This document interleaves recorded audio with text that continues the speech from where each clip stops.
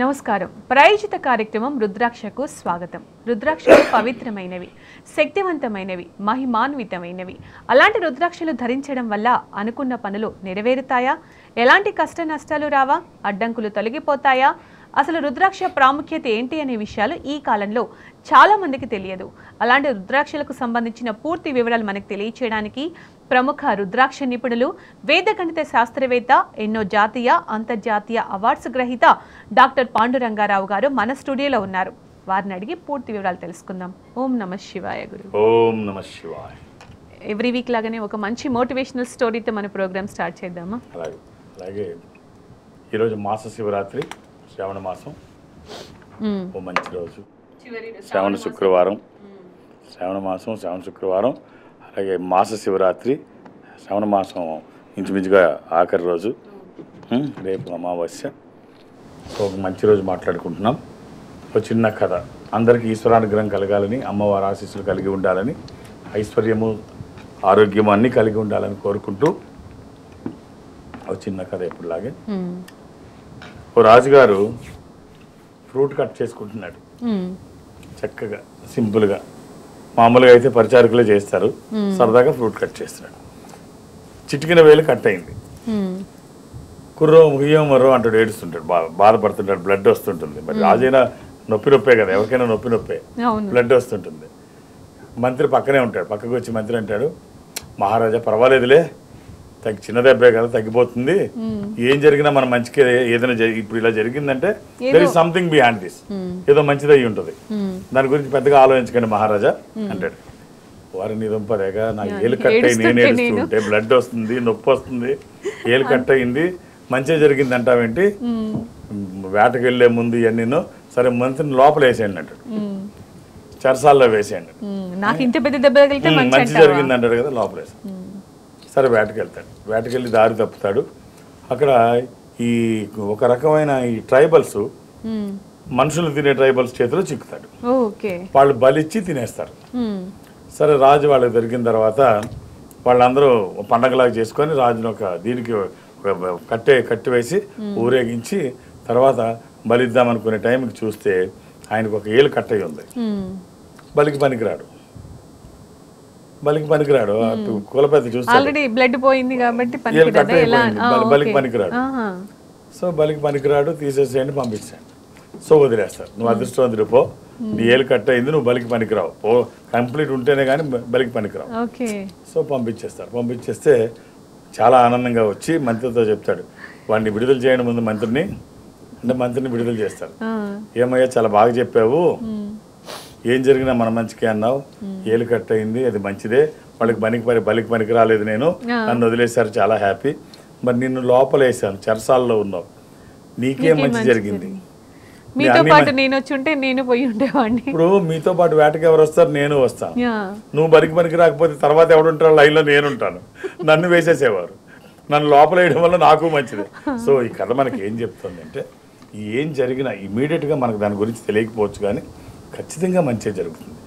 ఏం జరిగినా మన మంచికే, ఆందోళన. కానీ మీరు ఇంత బాగా చెప్తున్నారు, ఏం జరిగినా మన మంచికే అని. కానీ ఇప్పుడు మనం చూస్తున్నట్టయితే అంత ఏం జరిగినా మన మంచికే అని ఆలోచించే వాళ్ళు అసలు కనిపిస్తున్నారా? కానీ అంతే, చాలా అంటే అన్ని ఫాస్ట్ గా జరిగిపోవాలి అని అనుకుంటున్నారు. ఏం జరిగి ఇప్పుడు ఇలా ఎందుకు జరిగిందని ఓవర్ థింక్ చేయడం ఎక్కువ అయిపోతుంది. సో అలాంటి టైంలో ఎలా ఆలోచిస్తే మంచిది అంటారు? అంటే ఎప్పుడు బ్యాలెన్స్. ఇప్పుడు గీతలో శ్రీకృష్ణ పరమాత్మ ఏం చెప్తాడంటే, నీకు కష్టం వచ్చినప్పుడు ఆందోళన పడకు, ఈ సమయం కూడా వెళ్ళిపోతుంది, ఈ సమయం కూడా వెళ్ళిపోతుంది, అంటే ఆ సమయం ఉండదు, సమయం వెళ్ళిపోతుంది. కాబట్టి నువ్వు ఆందోళన పడకు, కాసేపటికి నువ్వు నార్మల్ అవుతావు.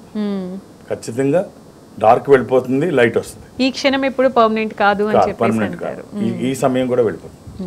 నైస్. ప్రకాష్ నుంచి, చీరాల నుంచి ప్రకాష్ గారు లైన్ లో ఉన్నారు. నమస్తే అండి ప్రకాష్ గారు, గురువు గారు ఉన్నారు, మాట్లాడండి. ఓం నమః శివాయ అండి. నమస్కారం గురువు గారు. ఓం నమః శివాయ. ఎలా ఉన్నారు? బాగున్నాం సార్. గుర్తుపట్టారా సార్? 2 years కింద విజయవాడ సర్వీస్ చేశారు సార్. నాకు ఏమండి 2 years కింద విజయవాడలో నాకు రుద్రాక్ష సర్వీస్ చేశారు సార్. చాలా బాగుంది సార్. 2 years కింద. వెరీ నైస్, వెరీ నైస్ అండి. ఏం పేరు మీది? ప్రకాష్ అండి. ప్రకాష్. ఓకే, ప్రకాష్ గారు ఎక్కడ ఉంటారు?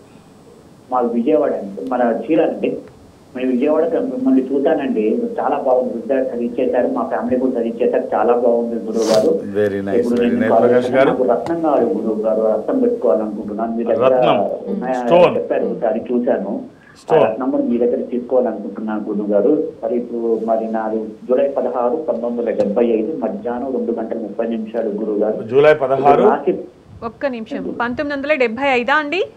అవునండి, అవును మేడం. ఓకే, చూస్తున్నారు. అది ఇప్పుడు రాశి ప్రకారం పెట్టుకోవాలా, రత్నము లేదా నక్షత్రం ప్రకారం పెట్టుకోవాలా? చెప్తారు. బుధవారం పుట్టినట్టు తెలుసా అండి? అవునండి, గురువారం గురుగారు.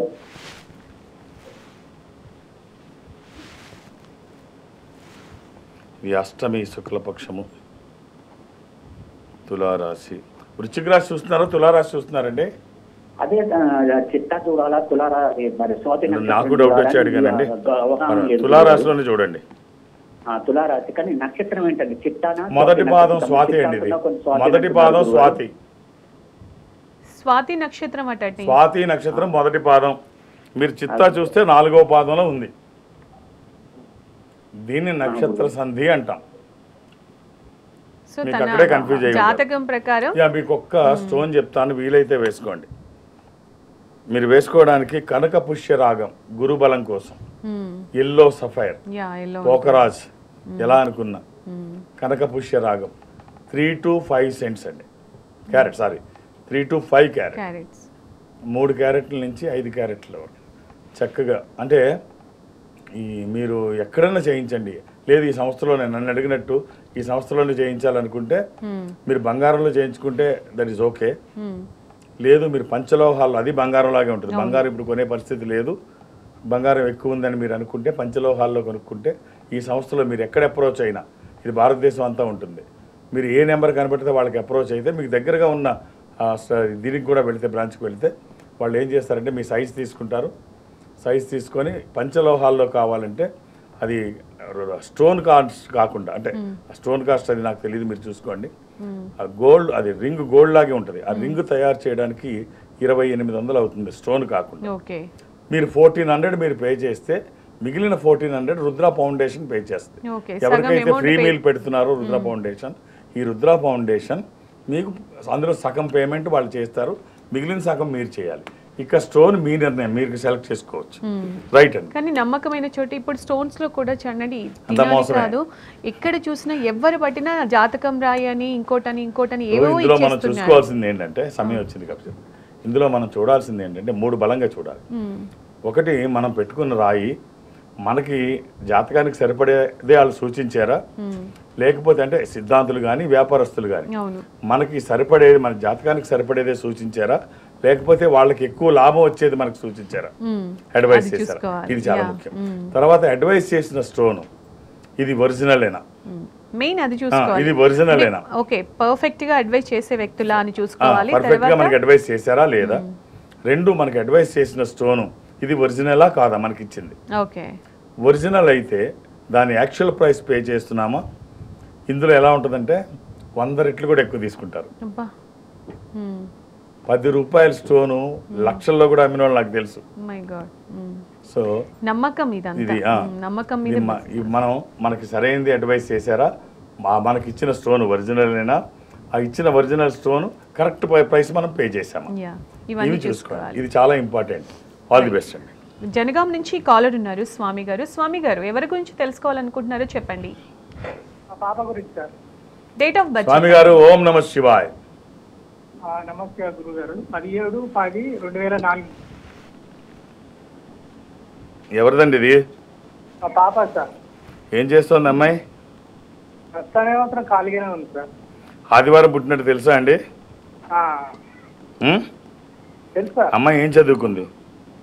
ఇంటర్ అయిపోయింది సార్. ఇంటర్తో ఎలా ఆపేశారు? ముందు ఇంకా చదివియాలి కదా. పరిస్థితి బాగాలేక జరా.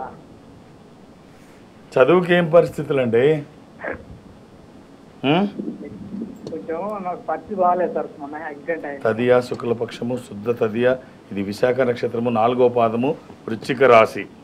సరే, నేను ఎక్కువ దాని గురించి మాట్లాడను, కానీ ఇప్పుడు ఏదో కారణం చెప్పి పిల్లల భవిష్యత్తు, అంటే చదువు తక్కువైతే వాళ్ళ భవిష్యత్తు ప్రశ్నార్థకం అవుతుంది. తాత్కాలిక ప్రయోజనాలు ఈరోజు కొంచెం మనకు కలిసి రావచ్చు, ఖర్చు తగ్గొచ్చు, కానీ దీర్ఘకాలిక ప్రయోజనాలు అయితే దెబ్బతింటాయి, లాంగ్ టైం బెనిఫిట్స్ అయితే పోతాయి. సరే, ఈ అమ్మాయికి ఇప్పుడైనా ఒక మంచి భవిష్యత్తు కలగాలని కోరుకుందాం. ఓ నవముఖి రుద్రాక్ష అమ్మవారి స్వరూపం. ఇది విజయాలు చేకూర్చి దోషాలు నివారించేది. ఇది కుదరకపోతే అష్టముఖి గణపతి స్వరూపము, ఆటంకాలు లేకుండా ముందుకు వెళ్ళేది. 24/7 ఎప్పుడూ వేసుకోవచ్చు, ఎలాంటి నియమాలు లేవు. All the best. అలాగే నరసింహారావు గారు ఉన్నారు వైజాగ్ నుంచి. కాలర్ నరసింహారావు గారు.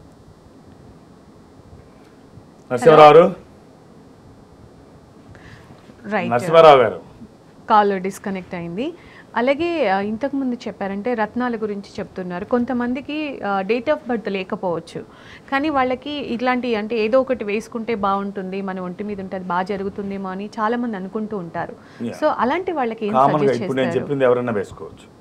కనకపుష్యరాగం ఎల్లో సఫైర్ అంటే మేల్ ఫీమేల్ ఎవరైనా వేసుకోవచ్చు. ఇండెక్స్ ఫింగర్ కి, ఓకే, చూపుడు వేలికి వేసుకోవాలి, ఎవరైనా వేసుకోవచ్చు. ఇది ఏంటంటే ఇది గురుబలం కోసం ఎవరికైనా మంచిదే. అలాగే రూబీ వేసుకోవచ్చు, అది సూర్యుడు, హెల్త్ కి ఎవరికైనా మంచిదే. అంటే దానికి క్యారెట్స్ తో సంబంధం లేదంటే మన ఓపిక, మనం ఎంత ఎఫర్ట్ చేయగలం దాన్ని బట్టి. ఓకే, కనకపుష్యరాగం, రూబీ, ఇలా చాలా అన్ని మళ్ళీ ఒకసారి అంటే జనరల్ ఇప్పుడు ఏదైనా కూడా ఒరిజినల్ గా దొరికే చోటు చూసి, ఇది చాలా ముఖ్యం, ఇది చాలా ముఖ్యం. ఒరిజినల్ ఊరికే ఉత్తుత్తి రాళ్ళు పెట్టుకుని ఏం ఉపయోగం, ఊరికి డబ్బు పే చేయడం తప్ప ఉపయోగం ఏమి ఉండదు. అవును, కానీ పెద్దవాళ్ళందరూ చెప్తూ ఉంటారు ఏదైనా వేసుకునేటప్పుడు ఖచ్చితంగా మంచిది చూసి వేసుకోండి, అది మన ఒంటి మీద ఉంటే మనకి మీరు చెప్పినట్టు మీరు ఒక మాట అంటూ ఉంటారు, మనం చేసే ఉన్నంత కాలం మనతో పాటు ఉంటుంది.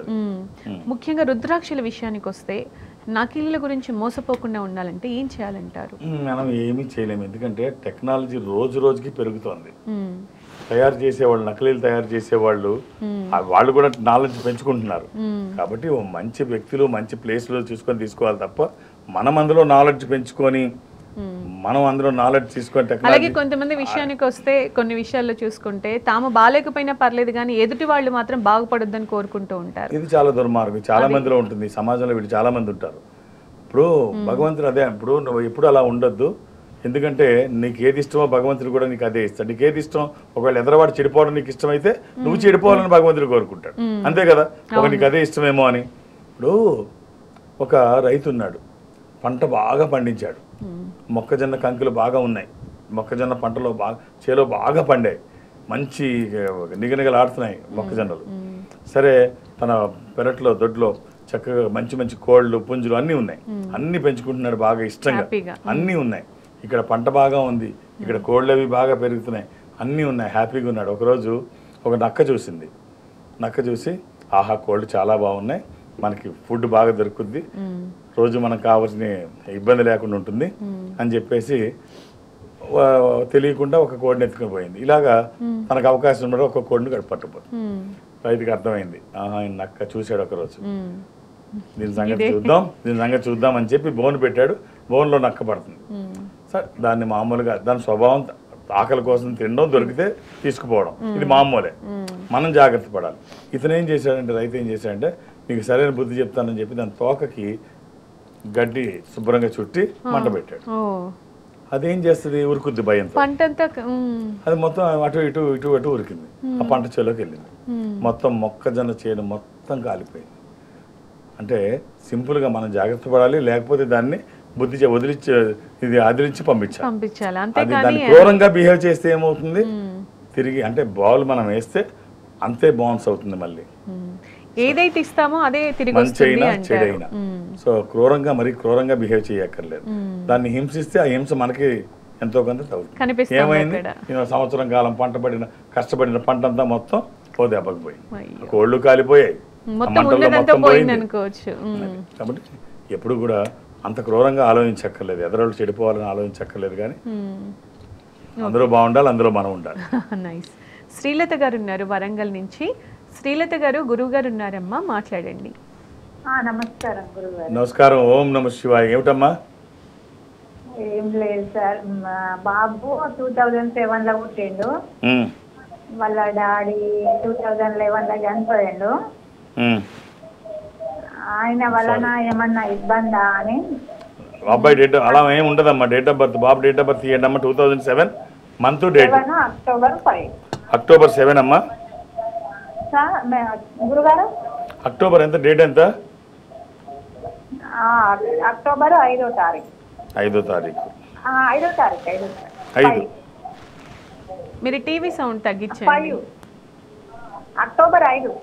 అవునమ్మా, శుక్రవారం నాడు, ఫ్రైడే. అవునవును అవును అవును. అమ్మా ఇప్పుడు వాళ్ళ డాడీ చనిపోవడానికి తిని పుట్టడానికి సంబంధం, ఏమీ సంబంధం ఉండదు. మీరు అసలు ఆలోచనే తప్పు. అవును సార్. 2007కి 2011కి దానికి అసలు అసలు అలా ఆలోచించడానికి కూడా పిల్లలు దేవుడితో సమానం అమ్మా. ఈ ఆలోచన మంచిది కాదు. అలా జరగకూడదు. జరిగింది, ప్రతిదానికి మనం ఏది పక్కనుంటే వాటి మీద ఆపాదించడం కరెక్ట్ కాదు. ఇది చతుర్థి శుక్లపక్షము, శుద్ధ చవితి. ఇది వృశ్చిక రాశి, అనురాధ నక్షత్రము. దీనికి మీరు ఇవ్వాల్సిన రుద్రాక్ష ద్వాదశముఖి రుద్రాక్ష, 12 ముఖాలు. ద్వాదశ ఆదిత్య స్వరూపము అంటే సూర్య స్వరూపము. ఉన్నతమైన స్థితి కోసము, అనారోగ్య సమస్యలు లేకుండా బ్రైట్ ఫ్యూచర్ కోసం. ఇది కుదరకపోతే అష్టముఖి, ఇది గణపతి స్వరూపము. విఘ్నాలు లేకుండా ముందుకు వెళ్ళడానికి, నిర్విఘ్నంగా అన్ని పనులు చేసుకోవడానికి, కెరీర్ కోసము. ఈ రెండిట్లో ఏదైనా ఒక్కటి వేయండి అమ్మా. ఎటువంటి నియమాలు లేవు, ఎప్పుడూ వేసుకోవచ్చు. ఇది వచ్చిన తర్వాత చాలా బాగుంటుంది. All the best. ఖమ్మం నుంచి మరో కాలర్ పూర్ణచారి గారు ఉన్నారు. పూర్ణచారి గారు మాట్లాడండి, ఎవరి గురించి తెలుసుకోవాలనుకుంటున్నారు? సార్ నమస్తే అండి. ఓం నమ శివాయ. చారి గారు ఓం నమస్తే సార్. చెప్పండి. 18/3/77 సార్. 18/3/77. 18/3/77. చారి గారు మీదేనా?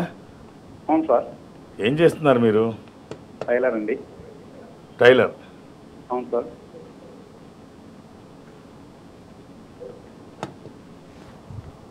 శుక్రవారం పుట్టినట్టు తెలుసా అండి? సార్ అవును సార్. పిల్లలు ఎంతమంది?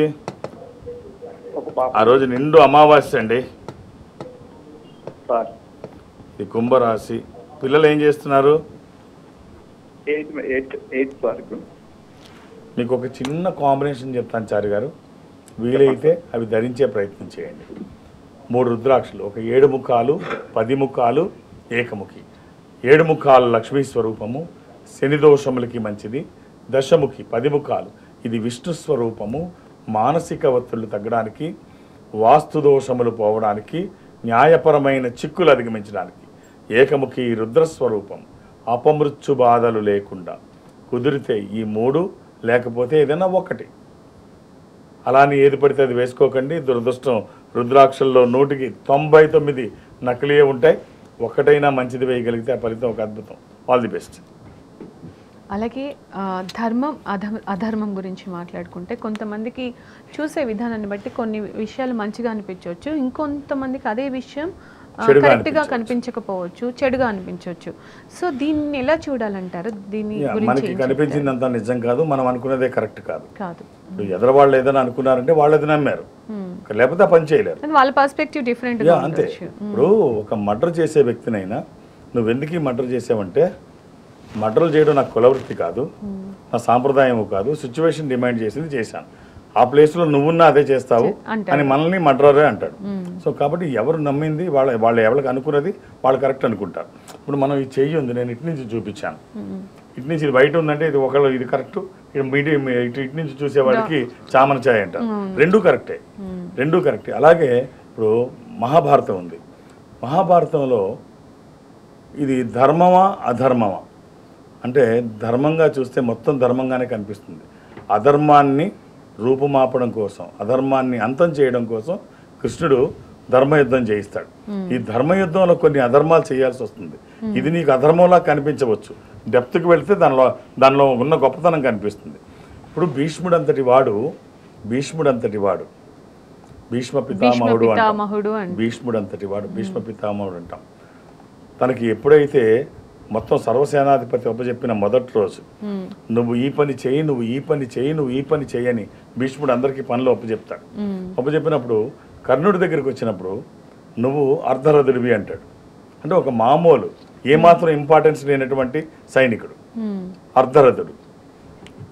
సో అందరికి కోపం వస్తుంది. అంతటి వీరుడు.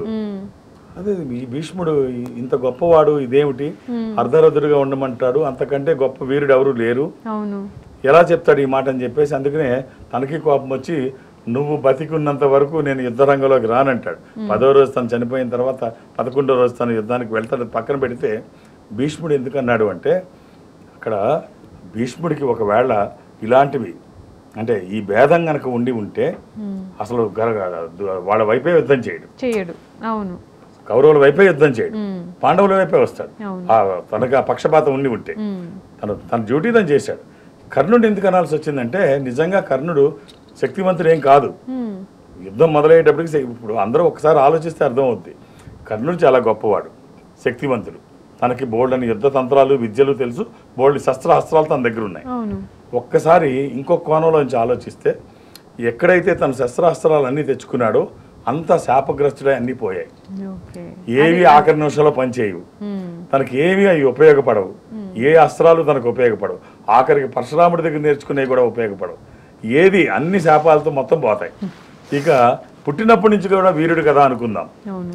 అయితే తనతో పుట్టినప్పటి నుంచి ఉన్న బలాలన్నీ ఈ కవచకుండలాలు ఇంద్రుడు తీసుకుపోతాడు. అది కూడా లేదు. అంటే తను నేర్చుకున్నవి లేవు, పుట్టుకతో వచ్చినవి లేవు, మామూలు వాడే. ఎంతమంది ఇప్పుడు పుట్టుకతో వచ్చిన కవచకుండలాలు లేవు, మధ్యలో నేర్చుకున్న శస్త్రాస్త్రాలు లేవు. అప్పుడు ఏమవుతాడు కర్ణుడు? అందుకే నేను అర్ధరాత్రిగా ఉండమంటాడు.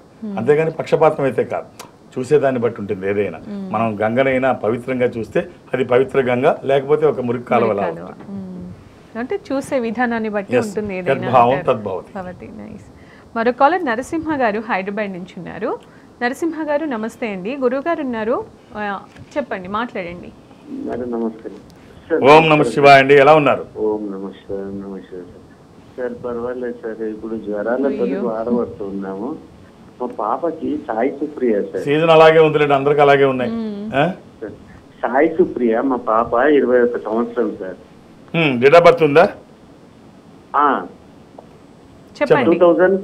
2003 అంటే చెప్పండి. 2003 2004 సార్. సారీ, ఎంతమంది పిల్లలండి మీకు? ముగ్గురు పిల్లలు. 2004 21 మన 21 ఫిబ్రవరి. ఓకే, 2004 ఫిబ్రవరి 21. Okay okay. శనివారం పుట్టినట్టు తెలుసా అండి? శనివారం. ముగ్గురు పిల్లలు కదా, అమావాస్య. చూద్దాం, అమావాస్య కాదు కానీ ఒకప్పుడు 10 మందిని కూడా గుర్తుపెట్టుకునేవాళ్ళు. 10-15. ఇది అమావాస్య అండి, ఇది అమావాస్య. 10 మందిని ఎందుకు గుర్తుండదు? మేమెంతమంది అంటే మగపిల్లల 7గురు, మా ఒక సిస్టరు 8 సో మా అమ్మ అన్నీ చెప్పేది టైంతో సహా. ఆ రోజు ఉన్న కండిషన్స్, చీకట పడిందా, సినిమా టైమింగ్స్ ఏంటి, ఏ టైంలో.